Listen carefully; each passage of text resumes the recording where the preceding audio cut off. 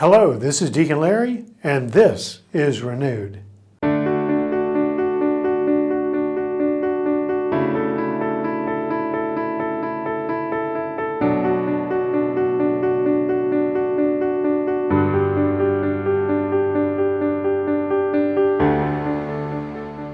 our culture today, it's easy for people to react when topics of the moment are brought forward. Someone is judged to be liberal or conservative or right-wing or left-wing or crazy left or crazy right. When any political topic is brought up, quite frankly, very often, when any human topic is brought up. Last night I was at home opening my email, and there from our own Catholic Charities in the Archdiocese of Galveston, Houston, there was an invitation. The message was, we have Afghani sisters and brothers who are arriving in Houston who came fleeing from their country, who came without and needing support and able to plant their feet solidly on the ground. Here in Texas, we know that this is a time when there has been a great deal of attention to the question of immigration on our borders. It's an issue that causes concern, it causes blood to boil, it causes argument. But it's important for us to understand, as we reflect on the question of immigration, how does the church guide us in this question? The church always starts with two things. First, the human person, the person before us, the person who, again, is not an other, someone from over there, but simply another self who is before us in a hurting circumstance. The immigrants who have come to Texas, who have come from Afghanistan or from Central America, South America, Mexico, wherever they've come from, Somalia, they arrive here oftentimes in need. And so the church starts with, who is this person in need?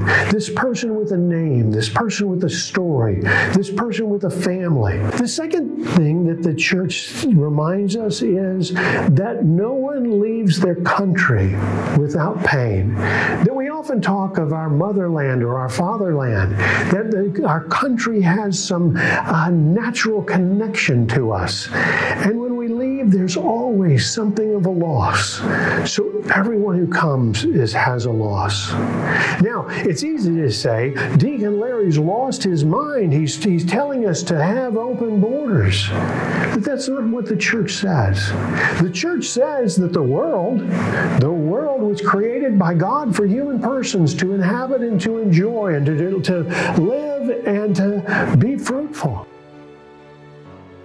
The world has been divided in history into borders and boundaries, and the church understands that.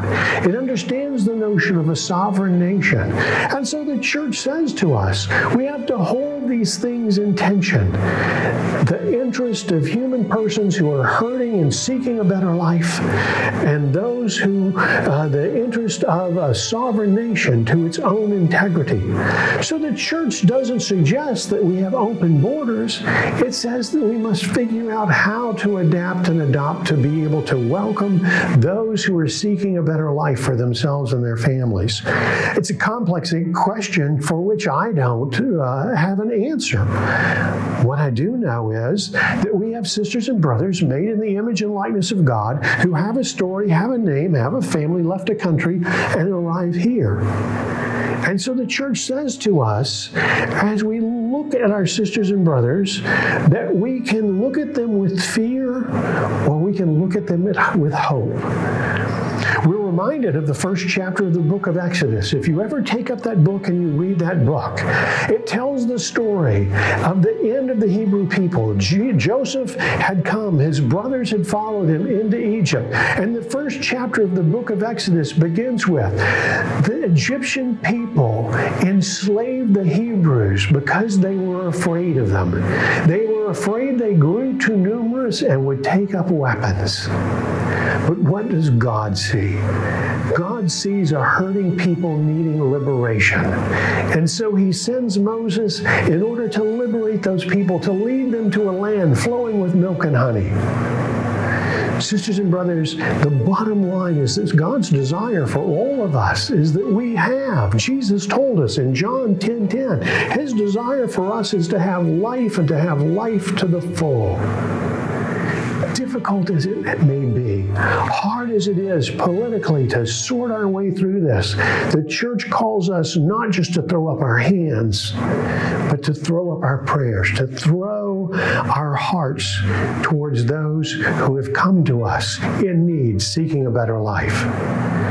If we do that, if we embrace those who have come to us and recognize their needs, we, the church, and our world will be renewed.